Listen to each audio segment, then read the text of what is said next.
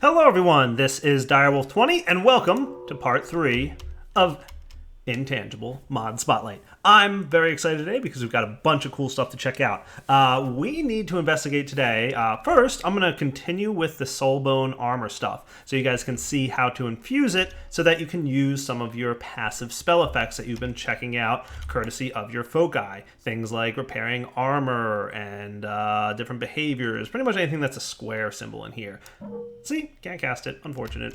Partially because I don't have any souls infused into my player right at the moment, but also because I need to infuse armor to allow me to do some of the casting. The other thing that we're going to need to look at today is golems, and we're going to check out some different types of souls that are new, that you need golems to get, and some other neat devices probably, and some other cool things. Lots of stuff to check out, so let's stop talking and see some cool stuff.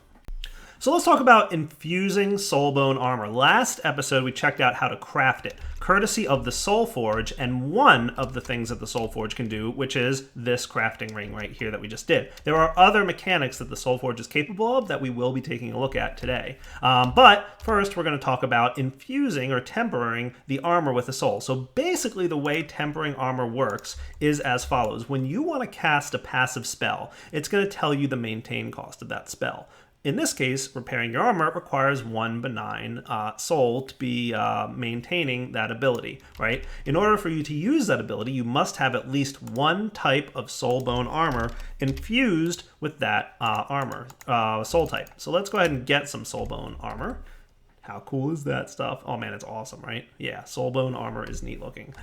So pretty much all you need is one of these pieces of equipment infused with the type of soul that you want to use. So in this case, we need to infuse it with one benign soul, right? Pretty easy peasy. If you want to use unexpected, you need 3 unhinged souls infused in your armor. There's no limit to how many souls can be infused into your armor, and it's actually pretty easy to do. So let's check out the repair ability, right? So for that, let's say we want to infuse our helmet. And infusing or tempering the different armors is pretty much the same, right? You're going to need to have in your soul well, all the way over here, you're going to have one malleable soul available to do the work. So it just has to be there, right? If you don't have any malleable souls, you're out of luck. And you need to have one. It won't get used up, but it needs to be there. And then you need one of the type of soul that you want to infuse, and that will be used up. So notice how we have 2 benign right now in here. We're going to infuse one of our soul types with benign. Okay, so let's take out a quick look here at what's required. So benign is 2 raw fish and a raw salmon. Okay, if we want to infuse it with predatory, it's 3 spider eyes. If we want to infuse it with unhinged, it's 3 ender pearls. Get the gist? And it's the same for the other types, right? So if we check out tempering the leggings, for example, same exact recipe, right? You just put the leggings in here. So let's do it, right? Let's do the helmet, and we're going to do raw fish and salmon. And remember, the pattern is important, right? So we're going to Soulbone helmet, tempering the helmet.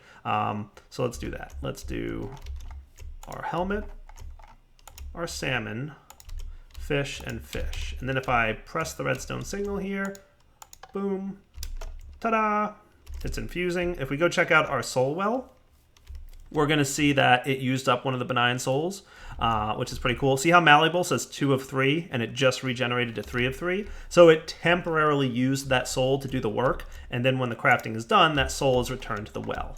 Makes sense? Hope so. So now we've got a Soulbone helmet with the benign ability. Hooray! Let's infuse ourselves with 1 benign soul. I'm going to do that right now. Let's jump on here. I'm going to make sure I have 1 benign soul, and now I should be able to cast and maintain the repair ability, which is cool. I should probably take a little damage here. Let me get spiders. Spiders should do damage to me. Give me a benign soul, please. Soul well. Nice. I've got a benign soul. You can see in the top left. I'm going to get a spider. Hey, hit me a little bit, would you? Oh no, my armor's taking damage. Whatever will I do? I know exactly what I'm going to do. I'm going to cast a spell that will repair it. Boom. Check it out. Armor repaired. So notice at the top left, my benign soul is grayed out, meaning that it's currently unavailable for me to use to cast spells. So if I wanted to cast things like Soul Leash, for example, it's not going to let me. right? Because my benign soul is in use. If I remove the repairability by basically casting it again, that's available to me. And now I can use Soul Leash. Cool. And Soul Leash will use up that soul for 4 seconds until it regenerates, and then we can use it again. And again, we can activate Repair, and we're good. Nice. Notice, however, if we want to activate something like Push, which requires 2 benign souls, no, sir, you cannot have that. We're going to have to put another benign soul into another piece of armor here, and then we'll have 2 pieces of armor with benign soul on it, and then we'll be able to use that. So that's the gist of infusing armor. We're going to be checking some other souls out and some other spells later on the Spotlight, so I will be making sure to reinforce that concept.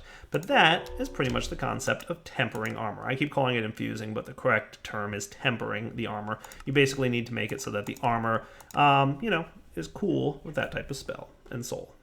All right, guys, I feel like it's time we should probably start researching another type of soul. You ready for this one? We need to find a particular soul that is typically found in really strong creatures, like iron golems. Hey, you, pop into there for me, would you? Let me just open that door for you. Don't mind me, Mr. Iron Golem. Go in there. Thank you.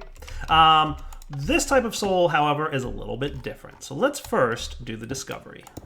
Ta-da! I discovered the immutable soul. That's right. Let's go ahead and try to extract this soul and see it not work. You ready? Because it's not going to work. Trust me on this. This is not going to work at all. Dun, dun, dun, dun.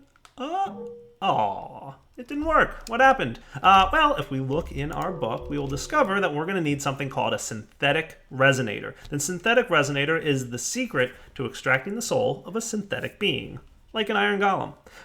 Now, this one's a little bit tricky, though.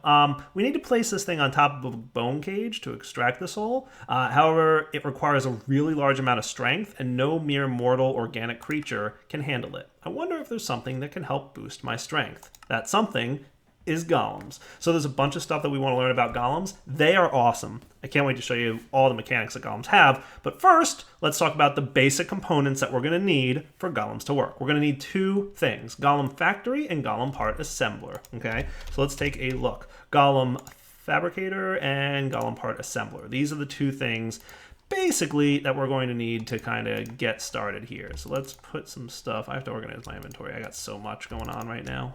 It's not even funny. Let's do that. Okay, cool. So 2 things. First, golem factory. So we're going to need to create the golem fabricator. This is where we can construct our golems. And then in order to construct the golems, we're going to need golem parts. And the golem part assembler is what we're going to use to craft the golem parts. Okay? It's very simple and straightforward. The golem part assembler is one of the other functions of the Soul Forge. So really all the Soul Forges, we've already seen one of its functions, and that's this crafting mechanic. Basically, the Soul Forge is a way to ask the souls of the Soul Well to come over and do some work for us, right? And we've already used the malleable soul to do the work that the malleable block underneath this plinth is doing, right? So that malleable soul gets used up to do the crafting. We saw that earlier, right? One of the other mechanics that we're going to want to look at is the golem part assembler. This guy you want to, again, place somewhere near a soul forge, and he's going to need to go ahead and do a little bit of work for us. Cool? So there's a bunch of golem parts that we're going to need to check out. One of the more basic ones, for example, is condensed stone plate. And you'll see that it requires a malleable soul to do the work. And just like the malleable soul over there, this is just a temporary thing, right? So the soul gets sucked out, it does the work, and then it comes back to the well. Let's watch what happens. Boom, we hit those guys in there, and sometimes it takes just a minute or so for the golem part assembler to talk to the Soul Forge when it's first placed down, but shortly thereafter it will discover it and go ahead and run. This is just like the first time it's placed down, and that's more to like protect servers and stuff. Oh, there we go. Cool. It's already doing something. Nice. It found it. Cool. So there we go. Nifty little mechanic happening. Boom. If you look and pause the video a second ago, you'll see that it did actually, in fact, have a malleable soul that was in use. So if we come back over here, we'll see it's at 3 of 3. If I come back and want to do another crafting mechanic, just placing the 4 stone on all 4 sides here, boom, that went in. The malleable soul is over there doing the work, so 2 of 3. And once that thing finishes working, the malleable soul is returned back to the soul well. Cool. And the crafting process is finished. Neat. So that's how you use the Golem part assembler, and most of the Golem parts that are listed here are made in the Golem part assembler. So for example, if we wanted to make armor plates, same process, just different components, right? So this is basically just crafting, right? You get these different components, right? Golem core, Golem joint, Golem shoulder. These are all components that are used. Then Golem oculus, for example, right? All these things made in the part fabricator. Then what you're going to need to do is basically have several components that come together to form the Golem on this block, the Golem fabricator. It's actually very easy to do. It looks like a lot of stuff in the book, but it's really straightforward, and basically you have a bunch of different options on what you want. Body options, there's not a lot. There's basically the armored body. I think Emunif has some plans for what kind of bodies to have going forward. So the first thing you're going to want to place on your Golem fabricator is the Golem body. Simple, straightforward. Now you've got a couple options as it relates to the head. You can either have an armored head, which increases the amount of damage the Golem can endure. Or you can have a repair head, which slowly repairs the Golem. Or you can have a suction head. This guy sucks nearby items into the Golem's inventory. That sounds cool, so let's go ahead and put the suction head on. Boom. You simply right-click on the Golem and you'll notice that the head is placed on top. Neat. Now, as you can probably assume, because most of you know what golems look like, you're going to need 2 legs and 2 arms, and you can mix and match as you wish. So you've got some options for legs. Leap legs let you jump further. Sprint legs let you run faster, and candle legs are an interesting mechanic. They will automatically place torches from the inventory of the golem if the light level is low enough. That's kind of cool. So that might be useful if you want to use your golem for some mining, and I'll show you you might want to do that, because the next things we can choose are arms. So rapidly digs dirt like a shovel is the claw arm. Incidentally, the claw arm is the only one that can activate the thing that we need, so we definitely want a claw arm on the first golem that we've got. Your other option is a hammer arm, an axe arm, and a burst arm, which does like damaging bursts of energy, which sounds pretty cool, and a swarm arm. Nice. These shoot projectiles, much like the spell that I showed you guys last episode. That was that nifty spell that kind of shot out a bunch of the swarm spell. It's pretty much the same exact thing, but in golem arm form. Neat. Let's do a claw and hammer arm, and I'm going to do 2 leap legs, I think. So let's find those. There's the candle and sprint leg. I want the claw arm, the hammer arm, and 2 leap legs, wherever they might be. Shoulder, sprint leg, candle leg. Where is the leap leg? There it is. Cool. So all we have to do is attach it, right? So I'm going to put the claw arm on this side, I'm going to put the hammer arm on that side, and the leap legs on the bottom. Once we're done, simply right-click your golem. Boom! And he is removed from the golem fabricator, and he can be pushed around like an entity. But otherwise, he's not going to be able to do much. If you want to access his inventory, just right-click on the back of him, and you'll see that he has an internal inventory. So Direwolf, what do we do with golems now? I'm really glad you guys asked me that question. Let's see, what do we got in here? That looks cool. I'm going to want 3 malleable souls, please.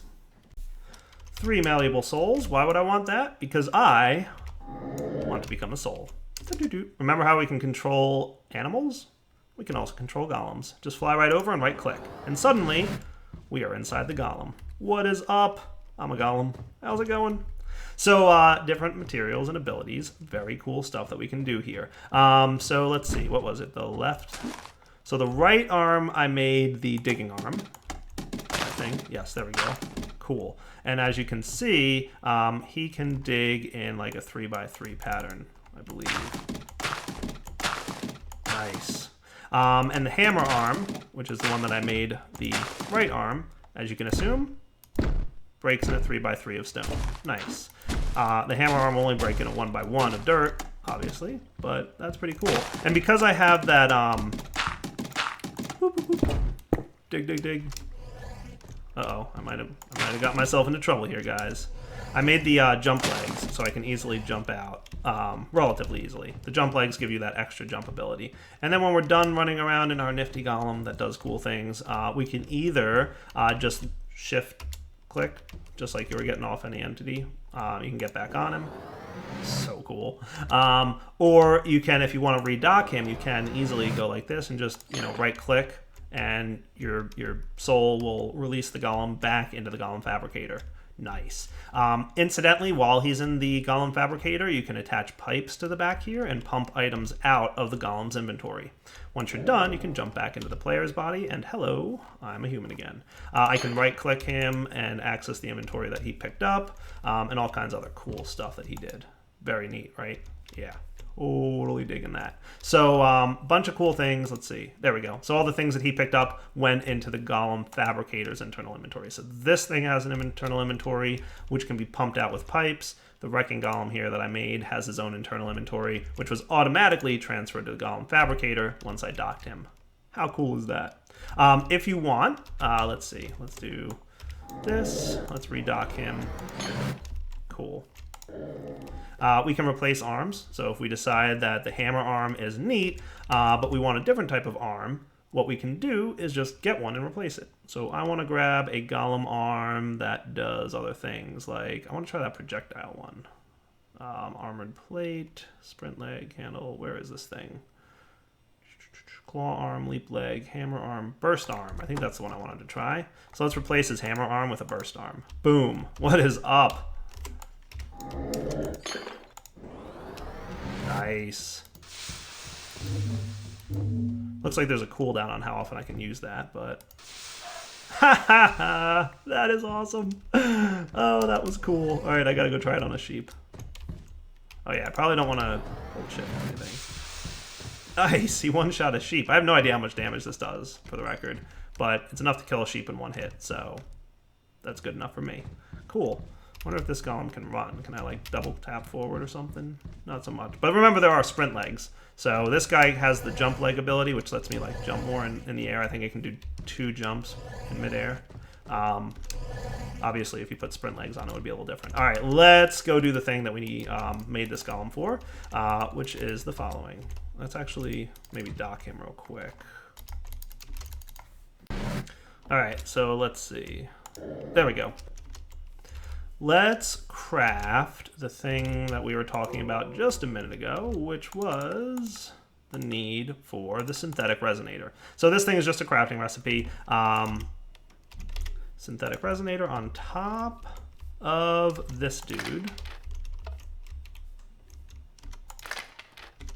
Shift click him on top. There we go. And then back into soul form.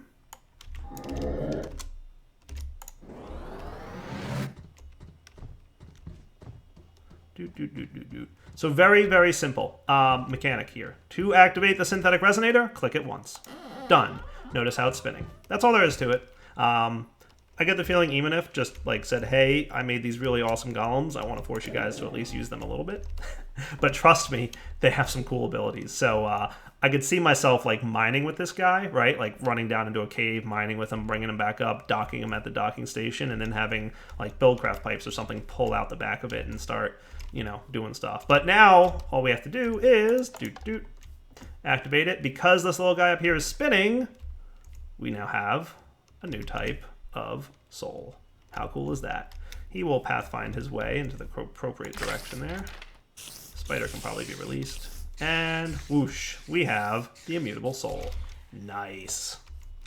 So now that I've done immutable souls, let's check out some immutable soul abilities that are very cool. Like animate golem. This sounds neat. I want to try this out. What's this do?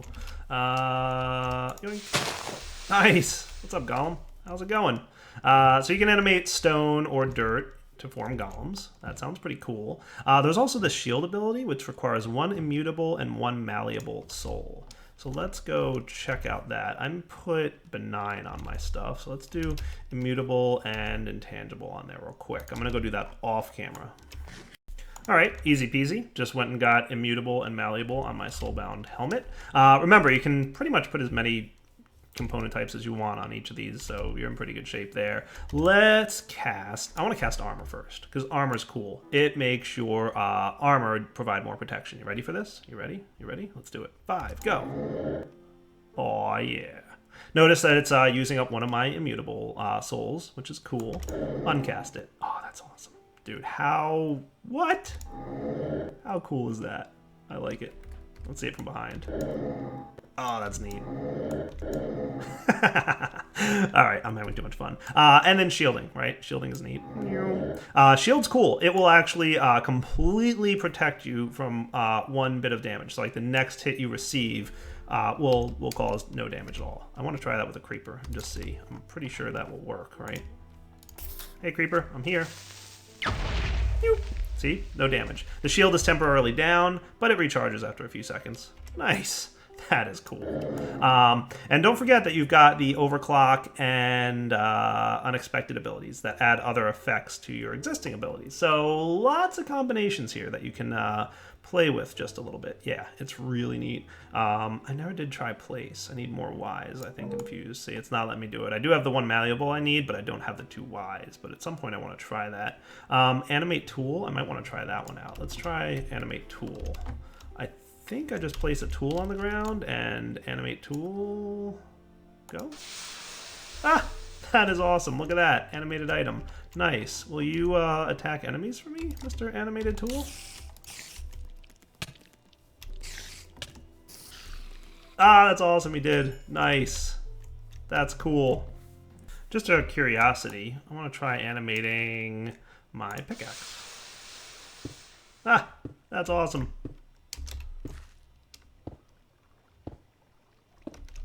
That is really neat. Look at you go. Apparently, if you have the unexpected effect on when you cast this, the pickaxe will dig in a horizontal in the direction that you're facing, but just casting it by itself will cause it to just dig straight down, which is pretty neat. Okay, back to Mod Spotlight. I'm done playing with spells for the moment. So remember the Corporeal Reconstructor. That's the guy that's sitting underneath that bone cage. That was responsible for infusing the pigman. It has another ability.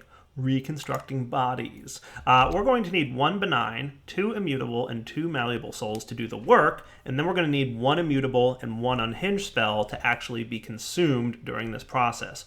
All I really need for this to work is the Corporeal Reconstructor and a redstone signal and the appropriate souls. So it doesn't have to be in that construct over there. It can just be somewhere near your soul well. 16 blocks again is the range of it, or near one of the things.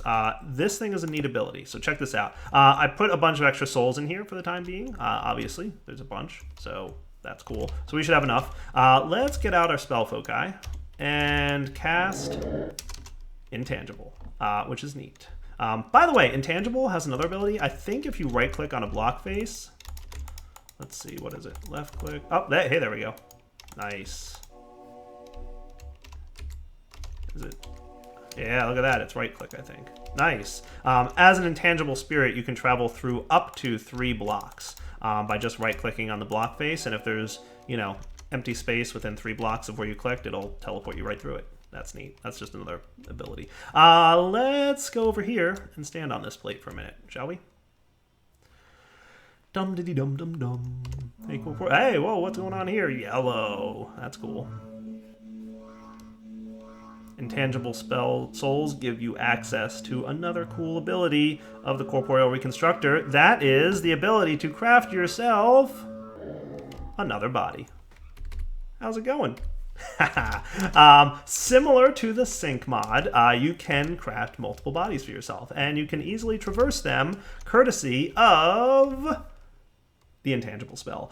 You'll also notice, by the way, that your inventory goes along with you. That's because you're not really leaving your body. You're kind of taking the energy and everything that you are, because your body over there isn't actually a body. It's really just an empty shell of a representation of your body. So basically, this thing can't be harmed or hurt or moved in any way. It's almost like a block, but you see right past it and that kind of cool stuff. So the body is just an empty shell. So this is a neat way to basically teleport yourself from one place to another. All you need to do for this to work is go incorporeal. Right-click on the marker over there of your exact body that you want to go to, and boom. And then right-click on your body, and you've, once again, taken control of it. Nice. And then you can go there, and there's my body again. Boom. Zoom. Zoom. And you'll notice that your inventory is maintained. Cool. You do get a weakness effect as a result of leaving and entering your body again. That dissipates pretty quickly. How cool is that? I think it's neat. There we go. Teleport back to my first body. Whoa. What did I do wrong there? Something probably. There we go. Nice. And there we are. That is cool. At the moment, there's no way to destroy these bodies, but that's something that is coming very soon, according to Emanif. It's like he's working on that like right now. So maybe even, you know, by the time you see the Spotlight, there might be a way to destroy bodies. But you'll find out about that later. Oh, hey, what's this? According to our book, we've got a whole new section on deities, which you're going to have to wait till episode 4 to find out about. But this is just a whole nother bunch of stuff going on that I actually don't know anything about yet. I haven't learned that part yet. I'm learning about things, and then I'm doing the Spotlight on them. Deities is definitely going to be part 4 of this mod Spotlight, but instead I want to talk about some other cool devices that we haven't seen yet. One of the things I would like to show you, I think, is the defensive crystal. These things are neat. They're crafted in the Soul Forge, this crafting mechanic over here, and they're responsible for defending your base from certain abilities. So the overview just tells you talking about them, tempering them, and all that kind of stuff, and upgrading them, which I will be showing you. Tempering allows you to infuse them with soul. So basically, you're going to need this stuff to make yourself a defensive crystal. Let's do it. 2 yellow gems, a blue gem, and a yellow crystal. Cool. Yellow crystal, yellow gems. Let's see. Let's get some crystals. Let's get some blue gems. And that should be good. Yes, so you, and you. Defensive crystals are neat, as you can see. Boom. We're infusing and doing cool stuff and making things. Nice. And it does use up those gems on the page there that it showed, so keep that in mind. You're going to need a decent amount of stuff to get yourself a defensive crystal. Ta-da! The defensive crystal has some cool abilities, all of which are determined by tempering. So a crystal can hold a single tempering at a time. Repeated tempering will replace the original temper. And if you want to see what they are, you can check them out right here. So if you have the benign crystal in, gently pushes back any unwelcome guests. Sounds nice. Immutable crystal solidifies nearby creatures, making them heavy, immobile, or very resistant. This one will basically put mining fatigue on, and then if you make it more powerful, it will put like slowness on them. Pretty cool. This will affect anybody who comes to your base that is unwelcome. Predatory crystal takes small bites from those near, should they not flee away. Unhinged crystal forces the invading creature to go somewhere else. Probably just kind of like teleports them a bit.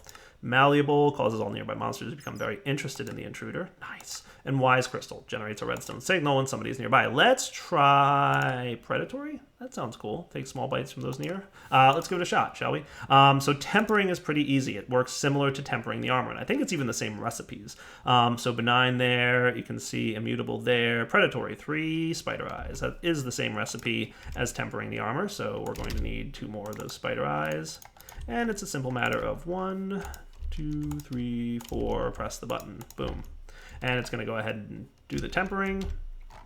And we'll have a defensive crystal that can defend our base. Now, by default, it has a block radius of 2, which is pretty short.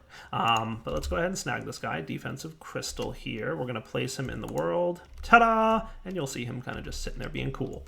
If you want this crystal to affect your player for some reason, I don't know why you would, because it's pretty much meant to keep people away from doing things. But if you do, just right-click it. Boom. And ow! That hurt. What's going on? Stop it. Leave me alone. Bad thing. So you noticed a soul zip over there from the well. So it uses one of the predatory souls. So currently in use, 6 out of 7 are available in the well. So one of them is currently being used. Eventually that will be returned to the well when that crystal no longer needs it, once I guess he detects that it's safe. But if I come over here again, ouch, he's going to zap me again. Cool. I'm going to right click him and tell him like, hey, don't affect me anymore. Also, to note, any entities near the crystal when it's placed will be ignored. So if your friend lives with you and you don't want them to be attacked by this crystal, make sure he's nearby when you place it, and the crystal will ignore him. So let's activate the player effect ability. See how, you know, I'm about 3 blocks away now. I'm not being affected. Getting a little bit closer, and all of a sudden he's going to be like, Direwolf, you're not supposed to be here, get away. If you want to boost this range, activate it with a blue crystal. You can have a total of, I want to say, 6 upgrades on this thing, and you can see the details here in the overview. In total, you can have 6, and it'll boost the range on the crystal, and up to 6 yellow gems can affect the power. Nice. So let's put some boosts on this thing. Hello. couple of these guys, and it should have a further range. See, now it's affecting me from even further away. Cool. And if I put some yellow gems on here, ow, it's hurting more and doing it more often and much further range. Before I die, I better tell it, don't bother me.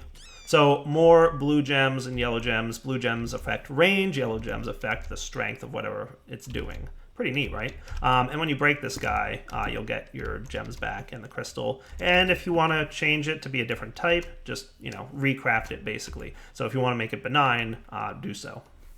So the other thing to talk about in this episode before we wrap up is the extra abilities that the Soulforge has. We've already seen what the Malleable Stone can do. The Malleable Stone requires one working soul all the time. Remember, we saw that. And basically, you have a layout of benign blocks and plinths around it, and it'll kind of do some crafting. That's how we made the soulbound armor, as well as the infusing of stuff and tempering, right? Other abilities exist for other types of soul stones. So we already saw also the golem part assembler. Having this nearby makes parts for the golems. Cool. So that was just this guy being nearby and the malleable stone, which is underneath here. These are the two effects that are made there. Now, if we want to do some other stuff, there's other types of stones that we can put down. Immutable stones. Place an inventory block on top to feed items from the inventory to other parts of the forge when needed. So, for example, if you wanted to make crystallized soulbone, right, which the crafting is that, you could lay this out and then have an immutable stone nearby that will, with a chest on top, and then every time you activate it, it'll pull the soul bones and the blue crystal out of the chest and leave the soul bones and the blue crystal on top of these guys. Neat, right? So that's one of the things you can do. Other types of stones are like predatory stone. Break any blocks on the four sides of this block. Use an offering plate above or below to only break the blocks matching the item on the plate. Let's try it out. So predatory block. I'm assuming that all I really need to do is kind of place it like here, and then maybe give it a redstone signal. And give it a sec for the Soulforge. Remember, it takes a moment for the Soulforge to find the block first time it's placed. Okay, so redstone signal not required. It just kind of broke them after a second. Let's try it out now. Oh, there we go. Cool. Awesome. So as you can see, clearly we were using some predatory souls to do that. So that's just one of the automation mechanics that you can do. Now, similar to that, we want, what is it? Unhinged? Places a block in the world on any unobstructed side from the plinth placed above or below it. The block will rise into the air if there is no block above it. If 4 shards are free and there are 4 blocks in the plinth, 4 blocks will be placed. Use an offering plate above or below instead of a plinth to pull from inventories known to the forge, like the immutable stone. Neat. So if you want to automatically place stuff in the stone in the world, use the unhinged stone. And I'm not going to show you guys all of these abilities, but I'll kind of talk about them. But just to give you guys an impression, right? And then you place a plinth on top. And let's say, cool. That's neat. And they go flying up. So definitely probably some uses for that. Basically, what Emanif described to me is a lot of these abilities of the Soulforge here were meant to work around and allow you to automate parts of this mod that are not otherwise automatable through vanilla. So in his opinion and view, you should be able to automate pretty much everything in this mod using either vanilla mechanics or mechanics from the mod itself, which is pretty cool. And basically these are just extensions of some vanilla mechanics that are not easy to automate, like breaking blocks and placing blocks in the world, that kind of thing, in an easy way.